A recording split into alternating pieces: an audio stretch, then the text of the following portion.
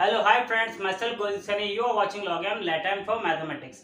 Guys, हम NA का second lecture करने जा रहे हैं। हमने शुरू किया था रेखीय बीजीय समीकरणों का निकाय या फिर linear algebraic system of equations. ठीक है, तो ये हमने शुरू किया था। उसके अंदर हमने कुछ बेसिक्स देखा था और देखा था कि किन कंडीशंस पर इस तरह के सिस्टम का, इस तरह के निकाय का सॉल्यूशन या हल निहित होता है या एग्जिस्ट करता है।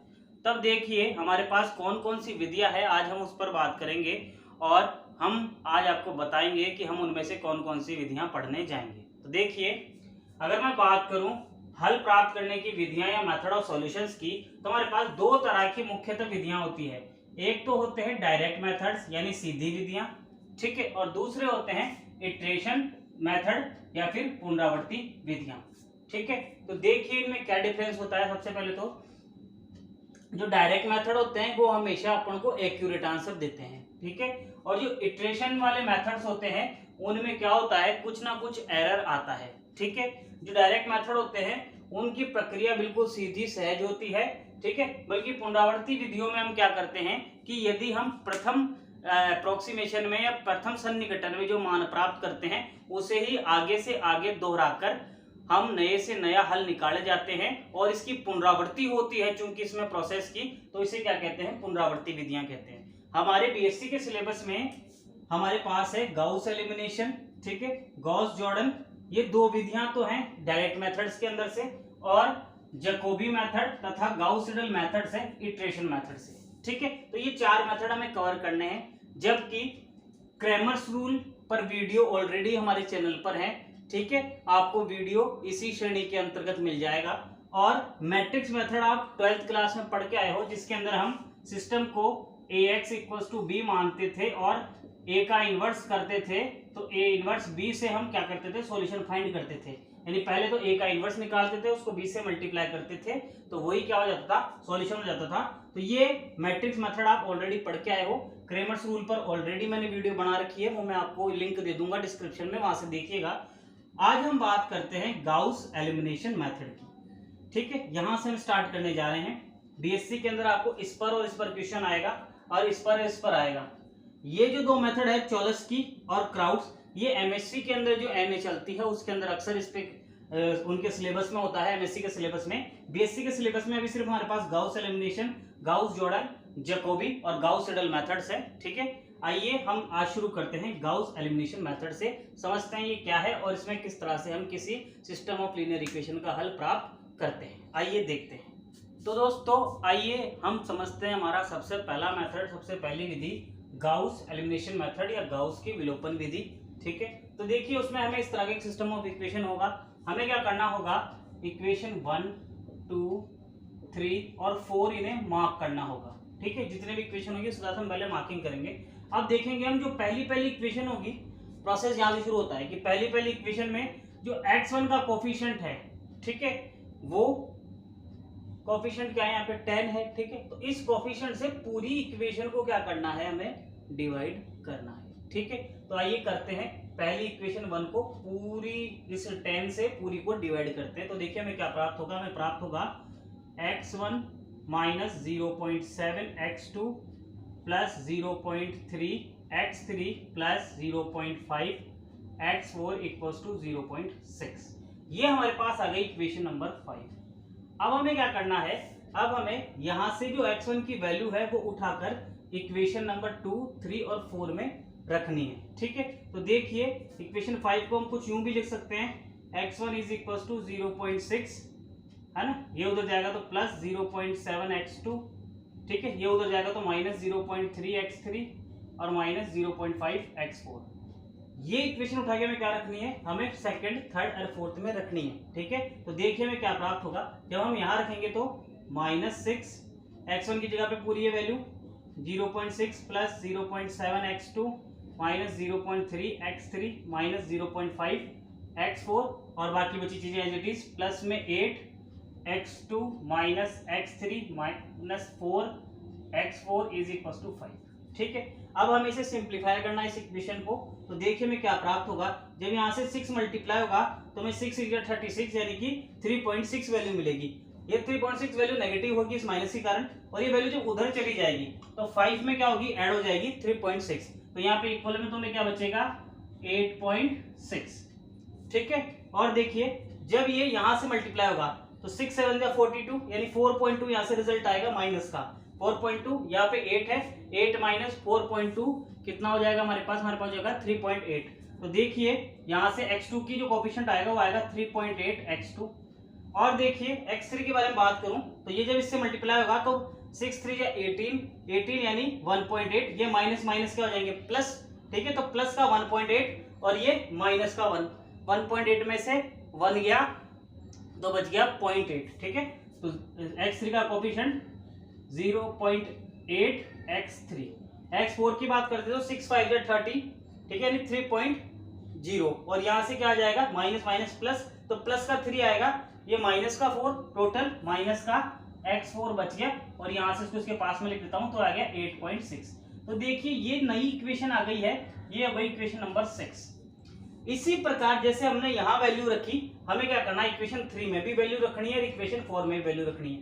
मैंने सिर्फ इसको रखा था, तो देखिए फाइनली जो मेरे पास रिजल्ट आया वो क्या है वो मैं लिख देता हूँ। तो देखिए दोस्तों मैंने ये इक्वेशंस लिख दी है। मैंने क्या किया मैं आपको एक बार वापस बताता हूँ। मैंने पहली इक्वेशन को 10 से डिवाइड किया, फिर वहां से x1 की वैल्यू निकाली और इस वैल्यू को उठाकर इक्वेशन 2 में रखा, इसे सिंपलीफाई किया तो मुझे इक्वेशन 6 मिली।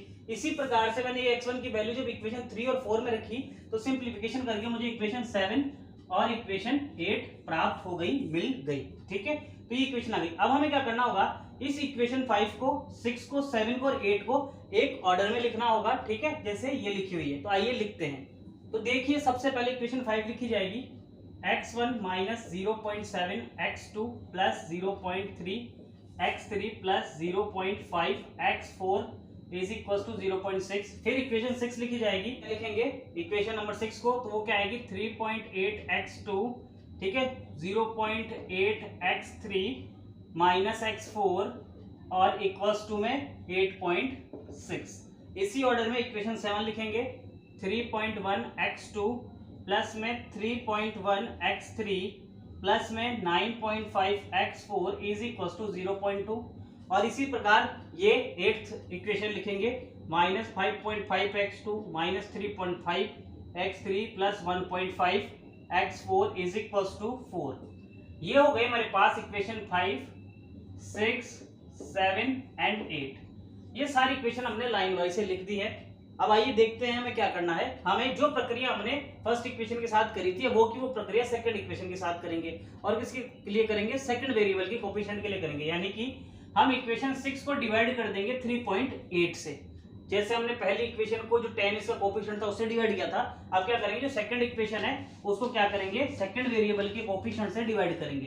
तब देखिए हमें क्या प्राप्त होगा, इक्वेशन 6 से हमें प्राप्त होगा x2 plus 0.8 upon 3.8 x3 minus 1.3.8 x4 is equal to 8.6 and 3.8। और इसको जो भी सिंप्लीफाई करके वैल्यू आएगी वहां से हम x2 की वैल्यू निकालेंगे, तो x2 आएगा देखिए 8.6 upon 3.8 minus 0.8 3.8 x3 plus 1.1 upon 3.8 x4।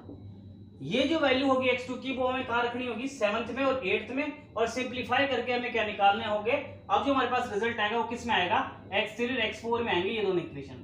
और फिर इसी प्रोसेस को वापस दोहराकर हम क्या करेंगे, जब हमारे पास सिंप्लीफाइड इक्वेशन आ जाएगी तो जो हमारे पास थर्ड इक्वेशन होगी जब हम दोबारा ऑर्डर में लिखेंगे तो वहां से हमें x3 की इस तरह से वैल्यू निकालनी पड़ेगी, और फाइनली हम क्या करेंगे उसको लास्ट वाले इक्वेशन में रखेंगे तो उसमें से केवल हमें क्या मिल जाएगा, x4 की वैल्यू मिल जाएगी। तो आइए करते हैं प्रोसेस। ये वैल्यू जब मैं उठाकर इक्वेशन 7 और 8 में रखता हूं तो मैं सिंप्लीफाइड फॉर्म में लिख देता हूं कि आंसर क्या आएगा। आइए देख। तो दोस्तों मैंने जैसे x2 की वैल्यू इक्वेशन 7 और 8 में रखी, मुझे फाइनली सिंप्लीफाइड करके ये इक्वेशन मिलेगी। तो इस इक्वेशन को तो हम मार्क करेंगे क्या, इसको सिंप्लीफाई करके आपको लिखना है 9, इसको 10 और इसको 11। ठीक है, अब हम क्या करेंगे, वापस सारी इक्वेशंस को क्या करेंगे दोबारा से लिखेंगे। तो हम अब हमें जो सेट ऑफ इक्वेशन मिलेगा वो कुछ इस तरह से होगा। तो देखिए दोस्तों मैं फाइनली एक सेट ऑफ इक्वेशन मिल गया है जिसमें ये इक्वेशन ये वाली है, 5th इक्वेशन ही है ये। ठीक है, और ये वो इक्वेशन है जो हमने x2 के लिए डिवाइड करके निकाली थी। ठीक है, यानी इक्वेशन नंबर 9 है ये, इक्वेशन नंबर 10 और 11 एज इट इज है। तो ये एक नया सेट ऑफ इक्वेशन बन गया। अब इसके बाद हम क्या करेंगे, इक्वेशन नंबर 10 को इसके x3 के कोएफिशिएंट से डिवाइड करेंगे, ठीक है, और जो x3 की वैल्यू आएगी उसको लास्ट इक्वेशन में रखेंगे, और फाइनली जो हमारे पास लास्ट सेट ऑफ इक्वेशन बनेगा वो मैं डायरेक्ट लिख देता हूं, और आपको एग्जैक्ट ये प्रोसेस फॉलो अप करना है, ठीक है। तो देखिए क्या बनेगा। तो दोस्तों जब हम सारे सब्स्टिट्यूशन कर देंगे तो हमारे पास लास्ट इक्वेशन में तो x4 की एक वैल्यू होगी, उससे प्रीवियस इक्वेशन x3 की होगी जिसमें x3 का जो कोएफिशिएंट है वो 1 होगा, और उससे प्रीवियस में x2 का कोएफिशिएंट 1 होगा, और उससे प्रीवियस में x1 का कोएफिशिएंट 1 होगा। और ये प्रोसेस हमने थ्रू आउट सेम किया है। पहले क्या किया था, x1 का जो भी कोएफिशिएंट था उससे पूरी इक्वेशन को डिवाइड करके x1 की वैल्यू रेस्ट 3 इक्वेशंस में रखी थी, वहां से जो सेट ऑफ इक्वेशन मिला था उसमें जो सेकंड इक्वेशन के अंदर जो x2 का वेरिएबल था उससे पूरी इक्वेशन को डिवाइड कर दिया था, और फिर वहां से x2 की वैल्यू उठा के लास्ट 2 में रखी थी, और फिर वहां से क्या किया कि जो सिंपलीफाइड सेट ऑफ इक्वेशन आया उसमें से x3 को जो भी कोएफिशिएंट था उससे डिवाइड करके फिर जो इक्वेशन थी उसकी x3 से वैल्यू निकाली, यानी यहां से इस इक्वेशन से x3 की वैल्यू उठा के लास्ट इक्वेशन में रखी, और जब हमने सिंपलीफाई किया तो फाइनली x4 की वैल्यू में आ जाती है। तो ये x4 की वैल्यू जब हम पीछे की तरफ सब्स्टिट्यूट करते जाते हैं, यानी कि इस इक्वेशन से इस इक्वेशन में, और यहां से हमें x3 मिल जाएगा, और यहां से जब x3 और x4 की वैल्यू यहां रखेंगे तो हमें x2 मिल जाएगा, और ये तीनों वैल्यू जब हम उठा के यहां रखेंगे तो हमें x1 मिल जाएगा, और फाइनली हमारे पास x1 की भी वैल्यू आ जाएगी, x2 की भी वैल्यू आ जाएगी, x3 की भी आ जाएगी, और x4 की तो हमारे पास ऑलरेडी है ही 1.0096, ठीक है। तो ये वैल्यू अब देखिए, तो दोस्तों हमें अब क्या करना होगा, इस वैल्यू को अप्रोक्सीमेट करना होगा। तो देखिए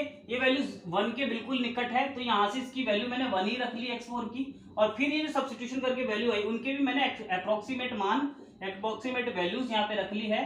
तो ये हमें जो सेट ऑफ इक्वेशन मिला है, ठीक है, जो सेट ऑफ सॉल्यूशन मिला है वो हमारी गिवन इक्वेशन का क्या है, एक सॉल्यूशन है, एक हल है, ठीक है, और ये अद्वितीय हल है, इसके अलावा इसका कोई और सॉल्यूशन यहाँ पे एग्जिस्ट नहीं करता। तो ये था एलिमिनेशन मेथड गाउस का। इसमें हमने क्या किया, एक बार मैं वापस बता देता हूँ। इसमें हमने क्या किया, मैं आपको एक बार फिर से बता देता हूँ। तो हमने सबसे पहले जो फर्स्ट इक्वेशन थी उसका जो पहला कोएफिशिएंट था पहले वेरिएबल का, उससे पूरी इक्वेशन को डिवाइड किया, वहां से मैंने x1 की वैल्यू निकाल के रेस्ट 3 इक्वेशन में रखी, और फिर उसके बाद में जो हमारे पास रेस्ट इक्वेशन जो सेट ऑफ इक्वेशन बन के आया वहां पर मैंने सेकंड इक्वेशन को उठाया, उसका जो x2 का वेरिएबल था, x2 का जो कोएफिशिएंट था उससे पूरी इक्वेशन को डिवाइड किया, वहां से x2 की वैल्यू निकाल के आखिरी 2 इक्वेशंस में रखी, और वहां से जब मुझे फाइनली अब नया जो सेट ऑफ इक्वेशन मिला है वहां पे अब मैंने जो थर्ड इक्वेशन है उसमें x3 की कोएफिशिएंट से पूरी इक्वेशन को डिवाइड किया, ठीक है, और वहां से मुझे प्राप्त हुआ x3 की वैल्यू जो मैंने कहा रखी लास्ट इक्वेशन में, और उसको सिंपलीफाई करके मुझे x4 की एक वैल्यू मिल गई, ठीक है। फिर मैंने वो x4 की वैल्यू क्या की, बैक सब्स्टिट्यूट करी, पिछली वाली इक्वेशन में रखा तो x3 मिला, उससे पिछली वाली में x3 और x4 रखा तो x2 मिला, और सबसे ऊपर वाली इक्वेशन में जब रख दिया x3 x2 और x4 तो मुझे मिल गया x1, और फिर उन वैल्यूज को मैंने क्या कर लिया, 0 के आसपास अप्रोक्सीमेट कर लिया, तो मुझे ये फाइनल सॉल्यूशन मिल गया। तो ये प्रोसेस आपको कहाँ करना है, गाउस की एलिमिनेशन मेथड के अंदर करना है। आई होप आपको समझ में आया होगा मेथड। अब आप क्वेश्चंस को प्रैक्टिस करेंगे तो आपको काफी आसानी रहेगी। So that's it from my side, myself Govind Sunny, you are watching log M let M for mathematics.